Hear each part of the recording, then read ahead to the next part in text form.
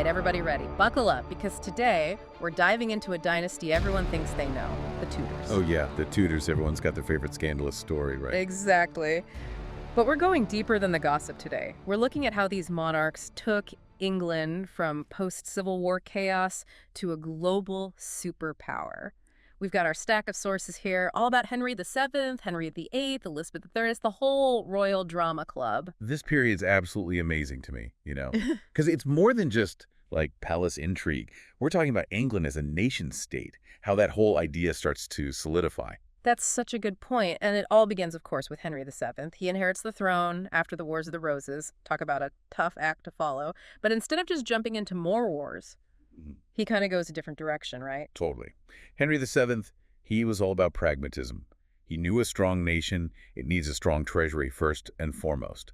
So while other rulers are out there obsessed with military campaigns and all that, he's focused on diplomacy, on strategic trade. Yeah. And the notes you sent over mentioned his deal with the Netherlands. Like, that was a big one for him. What made that so significant? Well, think about the Netherlands back then. It's like the Silicon Valley of its day, right? A real economic powerhouse. And this deal, it wasn't just about, swapping some goods back and forth. It gave England a foothold. They got themselves into this network that was just booming. And it really set them up to be a major player down the line. So he's playing the long game. He recognizes that economic power. That's the foundation for lasting influence. Exactly. It's not about winning the battle today. It's about winning the future. Yeah. And that's something Henry VIII really understood. And that foundation that he builds, that economic stability, it sets the stage for his son, the one and only Henry VIII. And everybody, and I mean everybody, knows that name. Maybe not always for the best reasons. You said it. The Six Wives will break from Rome. People love a good scandal, what can I say? It's hard to resist. But you can't just chalk it up to, tabloid drama, right? To really get Henry VIII, you got to look beyond that. He needed a male heir. I mean, that's crucial for a dynasty, right? To secure the Tudor line. Absolutely. And at that time, the Catholic Church, they were the power players. They had influence, they had wealth, and they were standing right in the way of Henry's, shall we say, marital aspirations. Yeah, and when you add to that the immense wealth that the church had built up, taking control of that, it wasn't just about getting what he wanted personally, it was strategic. For sure. It was about consolidating his own power, of course, and, filling up those royal coffers never hurts.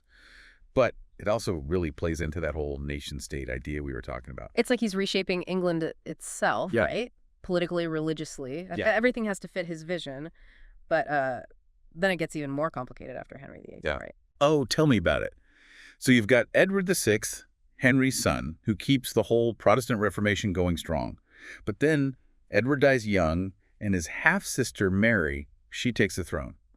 And Mary, she is determined to bring England back to Catholicism no matter what. And her commitment to that cause, it had some really serious and really tragic consequences. Right. It wasn't just a difference of opinion, This was life or death for a lot of people. Yeah, the sources we have, they talk about executions during Mary's reign. It was a very real, very dangerous time to be going against the grain, which makes the reign of Elizabeth I, Mary's successor, all the more incredible. Can you imagine inheriting a kingdom like that on the verge of full-blown religious civil war? Talk about a challenge. And on top of that, she's dealing with threats from Catholic Europe, plots against her, assassination attempts, the whole 9 yards. And there's Mary, Queen of Scots. Right. Who, let's not forget, had a claim to the English throne herself. It's a lot. So how does Elizabeth navigate all that? Honestly. Elizabeth, she was brilliant. She understood that for England to survive, for her to survive, she needed to find a middle ground. And the Elizabethan religious settlement, that was a masterstroke. Establishing a more moderate Protestantism, it was a way to bring the country together, or at least to keep it from tearing itself apart.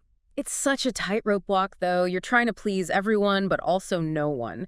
And then even with all that political maneuvering, she still ends up making some brutally difficult decisions. You can't talk about Elizabeth I without talking about the execution of Mary, Queen of Scots. And that was huge. It sent shockwaves through all of Europe, but at the end of the day, it did solidify Elizabeth's power, and it did secure England's future. But yeah, it just goes to show the Tudors, they were playing for keeps. Always high stakes, and those decisions, man, they had a real ripple effect. Totally. So when we look back at the whole picture, Henry VIII to Elizabeth I, what kind of legacy did the Tudors leave behind? Because they're not simple figures, are they? Not at all. They were ambitious, to put it mildly, ruthless even. They definitely weren't afraid to put their own interests first, but at the same time, you can't deny their impact. They were strategic masterminds.